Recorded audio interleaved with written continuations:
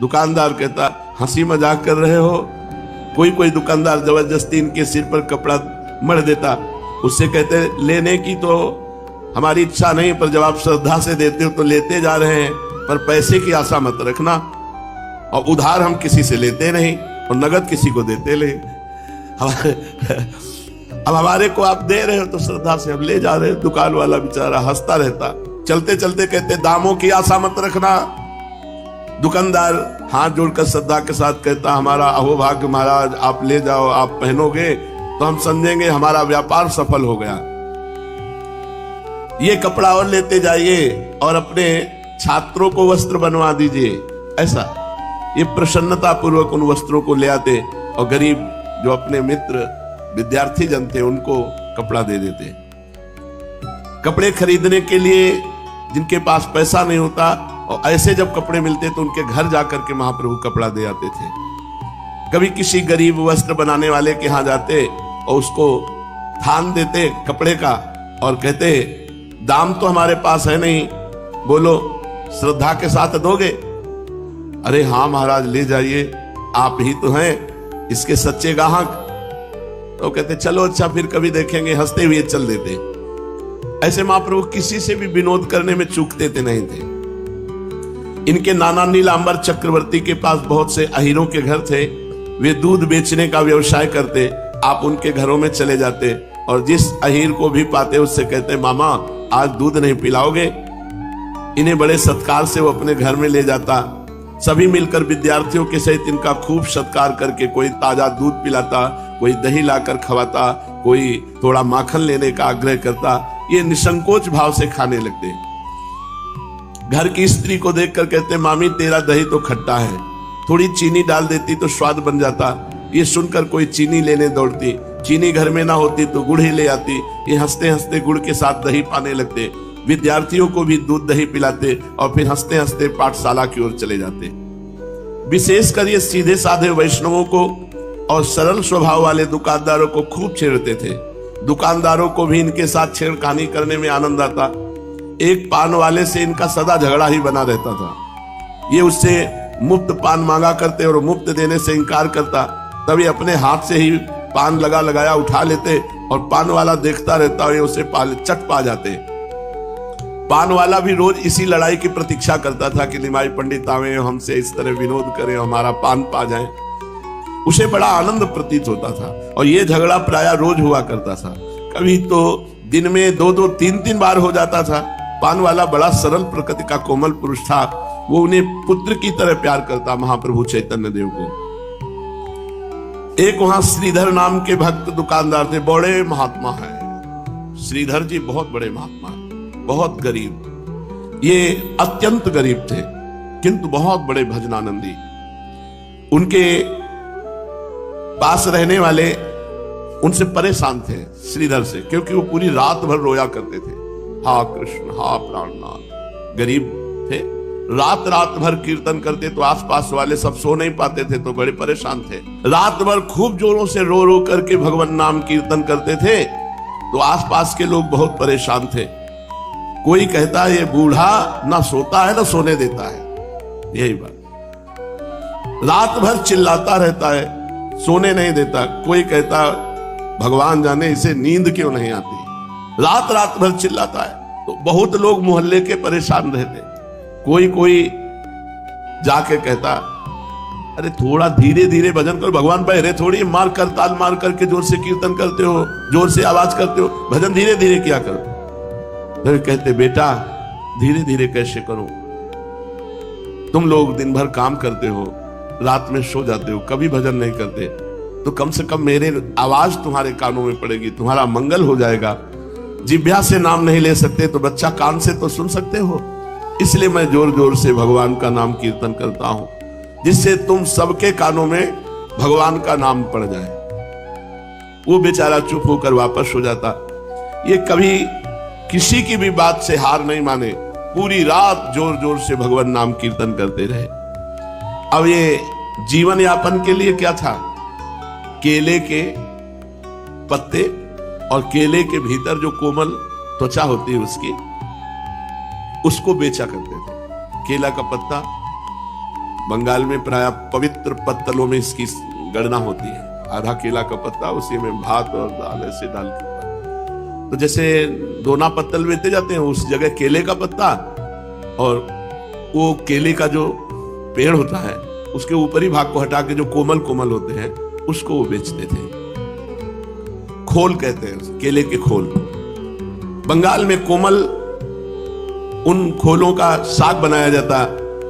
महाप्रभु रोज इनसे छेड़खानी करते जाकर के, इनके खोल को उठा लेते और कहते पैसे के कितने खोल देंगे? तो कहते 4 देंगे। तब आप कहते अजी 8 लेंगे, सब जगह 8-8 बिक रहे हैं। तो श्रीधर कहते पंडित जी ये रोज रोज की छेड़खानी अच्छी नहीं होती, हमें बताओ कहाँ 8 बिकते हैं, जहां 8 बिकते हो वहां जाकर ले लो, हम तो 4 ही देंगे, तुम्हारी राजी पड़े तो ले जाओ, ना राजी हो तो मत लो, झगड़ा करने से क्या फायदा। तो आप कहते तुम्हारी दुकान के लेंगे और 8 खोल लेंगे और तुम्हें राजी होना पड़ेगा। श्रीधर कहते देखो तुम अब सयाने हो गए हो, हम बच्चापन से देख रहे हैं कि तुम हमारी दुकान में आकर रोज झगड़ा करते हो, अब अच्छी बातें नहीं है, तुम्हें 8 दे देंगे तो फिर सभी 8 ही मांगेंगे, देखो यदि ऐसी बात है तो तुम बिना मूल्य दिए ले जाओ। तो निमाई हंसते हुए कहते वाह फिर क्या कहना है, नेकी और पूछ पूछ कर मीठा और भर कठोता, हाँ फ्री मिले तो क्या कहना है। और वो बहुत गरीब थे, बहुत। महाप्रभु भावावेश में भी इनकी स्मृति करते, संन्यास लेने के बाद भी इनके घर गए और इनके पात्र में रखा हुआ पानी पिया महाप्रभु। और बहुत ही अकिंचन महापुरुष श्रीधर जी।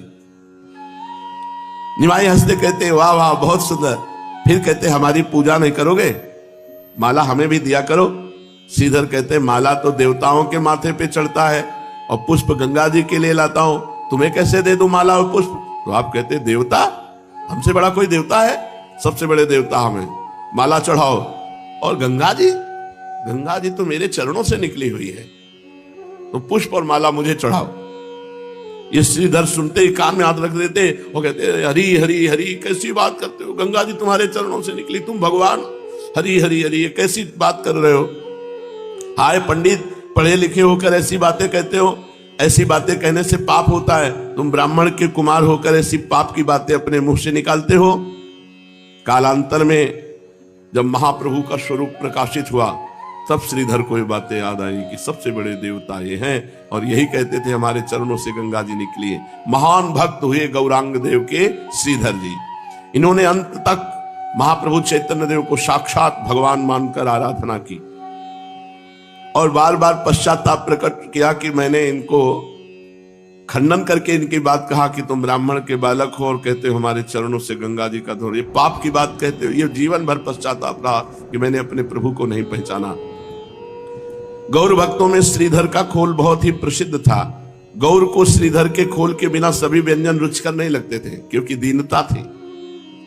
एक दिन ये घर की ओर जा रहे थे, रास्ते में पंडित श्रीवास जी मिले। श्रीवास पंडित अद्वैताचार्य के साथी और स्नेही थे। महाप्रभु चैतन्य देव के पिता के अभिन्न मित्र थे श्रीवास जी। इनकी पत्नी मालती देवी और ये निमाई को सगे पुत्र की भांति प्यार करते थे श्रीवास जी। ये भी इन दोनों में माता पिता के समान श्रद्धा रखते थे। श्रीवास पंडित को देखकर इन्होंने उन्हें प्रणाम किया। पंडित जी ने इन्हें आशीर्वाद दिया और बड़े ही प्रेम के साथ बोले, निमाई देखो अब तुम बालक नहीं हो, ये बाल चापल्य तुम्हें शोभा नहीं देता, इस तरह से उच्छृंखलता का जीवन बिताना ठीक नहीं, कुछ भक्ति भाव भी सीखना चाहिए, तुम्हारे पिता तो परम वैष्णव थे।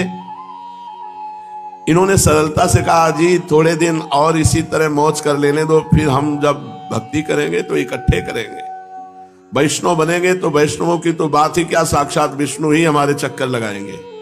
सही बात कह रहे, सही बात कह रहे। इनकी बात सुनकर उन्होंने कहा, आगे और कब, अभी से कुछ भक्ति भाव करना चाहिए, किसी देवी देवता की श्रद्धा रखते हो तो करो। इन्होंने कहा, किस देवता में श्रद्धा रखे, आप ही कृपा करके बताइए। श्रीवास पंडित ने कहा, जिसमें तुम्हारी श्रद्धा हो, देव पूजा करनी चाहिए और भगवान नाम का यथाशक्ति जप करना चाहिए।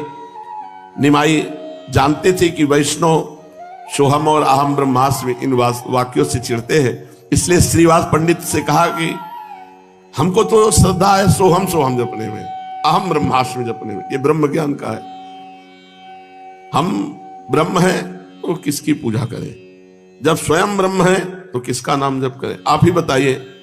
श्रीवास जी कानों में हाथ रख के बोले, वैष्णव के पुत्र होकर ऐसी बात करते हो, तुम्हारा लड़कपन नहीं गया। इतना सुनकर ये कहते हुए घर की ओर चले जाते, अच्छा तो किसी दिन देख लेना हम कैसे वैष्णव बनते हैं, तुम्हारे जैसे वैष्णव हमारे पीछे पीछे डोलेंगे, श्रीवास से कहा। इन्होंने ये बातें हंसी में समझी थी। श्रीवास जी ने समझा ये हंसी कर रहे, इनकी चंचलता का स्वभाव है। किंतु श्रीवास पंडित अंदर अंदर से इनकी बात समझते कि इतना गंभीरता और इतनी चांचल्यता दोनों इनमें समाई हुई है। जिस दिन ये चांचल्यता रुकी और गंभीरता आई, उस दिन ये महापुरुष अपना स्वरूप प्रकाशित जरूर करेंगे। वे सोचते कि यदि निमाई जैसे पंडित, मेधावी और सर्वप्रिय ये वैष्णव बन जाए तो वैष्णव धर्म का देश भर में झंडा फहराने लगे, अनाथ वैष्णव भक्त सनाथ हो जाएं। ये यही सोचते विचारते गंगा जी की ओर चले गए। कालांतर में श्रीवास पंडित के विचार सत्य ही हो गए। वैष्णव धर्म की विजय दुंदुभी संपूर्ण देश में गूंजने लगी। भक्ति भागीरथी की एक ऐसी भारी बाढ़ आई जिसके कारण सभी विषमता दूर होकर चारों ओर समता का साम्राज्य स्थापित हो गया। ये तो सब आनंद था, लेकिन सच्ची माता को बहुत दुख था। एक तो वृद्ध शरीर और पूरे घर में कोई न लड़का न बच्चा न बहू। ये पढ़ाने चले गए तो घर पिताजी अंतर ध्यान हो गए थे, केवल बूढ़ी सच्ची माता। बहू के बिना घर सूना ही सूना लगता है। इसका अनुभव वही माता कर सकती है जिसके घर में एक ही पुत्र हो और उसकी सर्वगुण संपन्ना पुत्र वधू परलोकगामिनी हो चुकी हो। उसे चारों ओर से अपना ही घर उजड़ा हुआ सा दिखाई पड़ता है। घर की लिपि पुती स्वच्छ दीवारें उसे काटने को दौड़ती हैं। इकलौते पुत्र को देखते ही माता का हृदय फटने लगता है, और जब जब पुत्र को स्वयं अपने हाथों से कुछ काम करते देखती है तब तो और दुख होता है। पुत्र वधू से रहित युवक पुत्र को देखकर माता को महान कष्ट होता है। सच्ची माता की भी ऐसी ही दशा थी। जब से लक्ष्मी देवी परलोकगामिनी हुई हैं, तभी से माता का चित्त उदास रहता है। वे निमाई के देखते ही रोने लगती हैं। निमाई मन ही मन सब समझते हैं किंतु कुछ कहते नहीं, चुप ही रहते। कहें भी तो क्या कहें। माता को सदा से यही चिंता रहती कि निमाई अभी बहुत नवीन अवस्था है, कैसे जीवन पार होगा। यदि कोई सुंदरी गुणवती कुलीन कन्या फिर मिल जाती और जल्दी से जल्दी उसका दूसरा विवाह करके अपने घर को पहले की भांति हरा भरा आनंद उल्लास युक्त देख सकती। वे गंगा किनारे जब जब जाती तो गंगा स्नान करने के निमित्त आई हुई कन्याओं को एक हल्की दृष्टि से देखती कि इनमें कौन सी कन्या हमारी पुत्र वधू बन सकती है, फिर निगाह नीची कर लेती। इस प्रकार रोज गंगा जी को मनाती और गंगा किनारे जाती नवीन पुत्र वधू की खोज के लिए। एक दिन उनकी दृष्टि पड़ी परम सुंदरी सुशीला कन्या को। सची देवी अब रोज उस पर दृष्टि की कभी चर्चा चले और ये लड़की हमारे निमाई की वधू बने। सुबह दोपहर शाम तीनों टाइम गंगा किनारे सची माता जाने लगी। जब वो लड़की को देखती तो बस मन माना कि ये निमाई के लिए ठीक रहेगी। सची माता अब घर के बाहर ही बैठने लगी। जब वो लड़की घाट पे जाती तो आप घाट पे चली जाती। जब वो स्नान करके देवी पूजन करने जाती तो आप देवी के पूजन के मंदिर में, मानो पूरा तय कर लिया कि ये लड़की हमारी बहू बने। जब वो लड़की सची माता की ओर देखती तो सची माता का देखने का ढंग इतना अपनापन, मानो पुत्र वधू। तो प्रणाम करती। सची देवी प्रसन्न होकर कहती, बेटा भगवान तुम्हारी इच्छा की पूर्ति करे, तुम्हारे मनोनुकूल पति मिले। इस प्रकार आशीर्वाद सुनकर वो ग्रीवा नीची करके मुस्कुराते हुए चली जाती। एक दिन, अभी तक बात नहीं की थी, एक दिन सची माता ने रोक कर पूछा, बेटा तुम्हारा नाम क्या है? तो लजाते हुए नीचे की ओर दृष्टि करते हुए धीरे से कन्या ने कहा, विष्णुप्रिया। सही जगह नजर पड़ी। सची माता ने सही जगह दृष्टि डाली।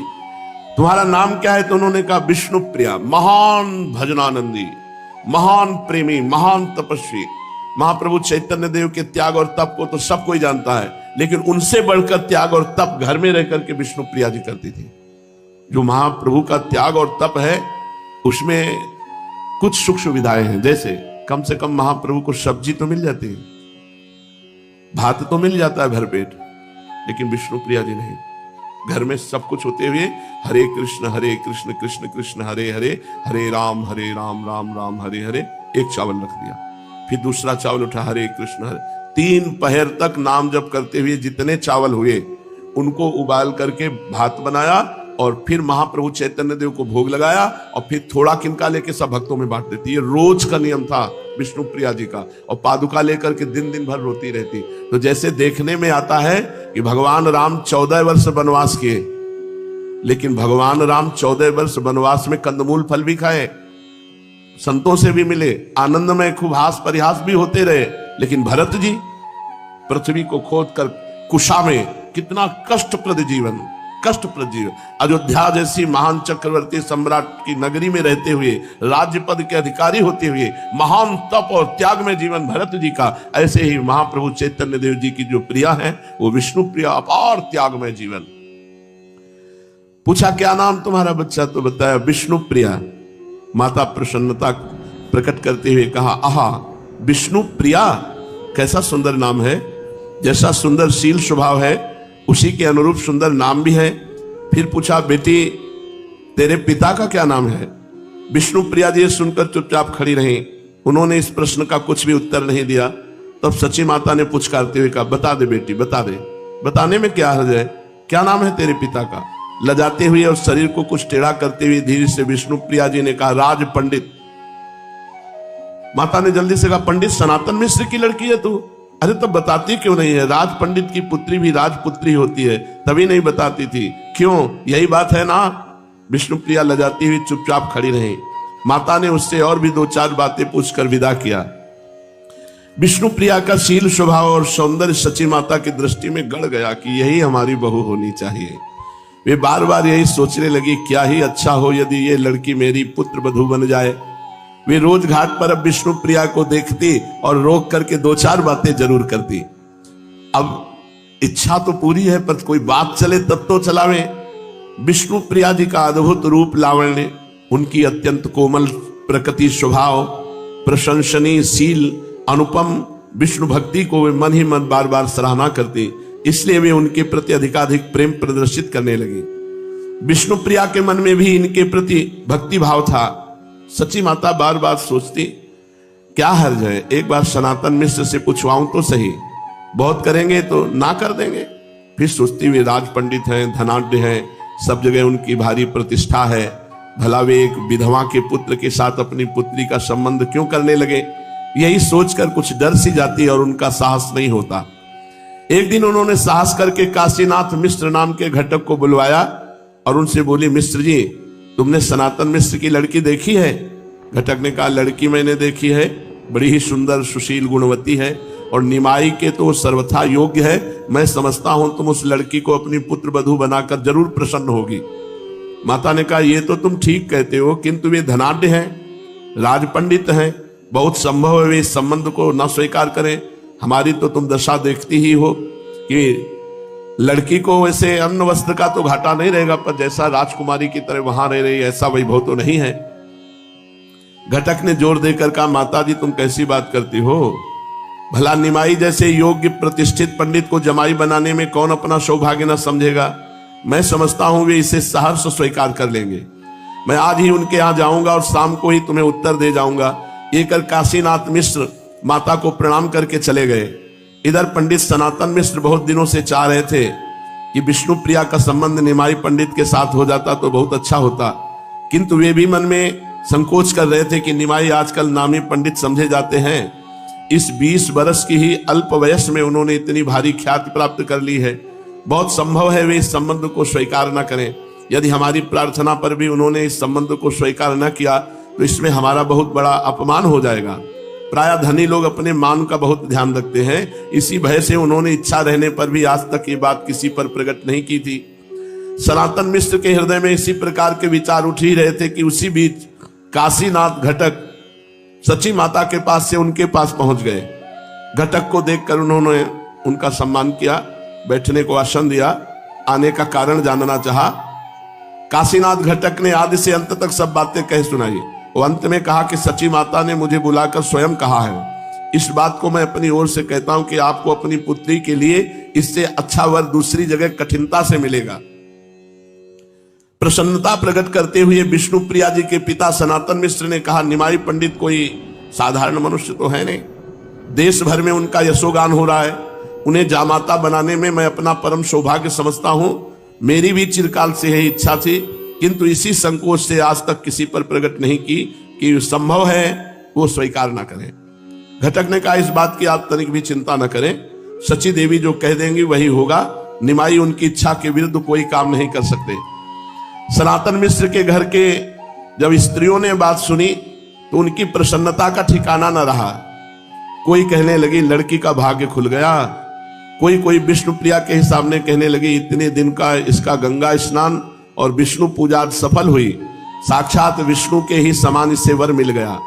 ये सब बातें सुनकर विष्णु प्रिया जी लजाती हुई उठकर दूसरी ओर चली गई। स्त्रियां और भी भांति भांति की बातें करने लगी। राज पंडित सनातन मिश्र की स्वीकृति लेकर घटक महाशय सीधे सची माता के समीप पहुंचे और उन्हें यह शुभ संवाद सुना दिया।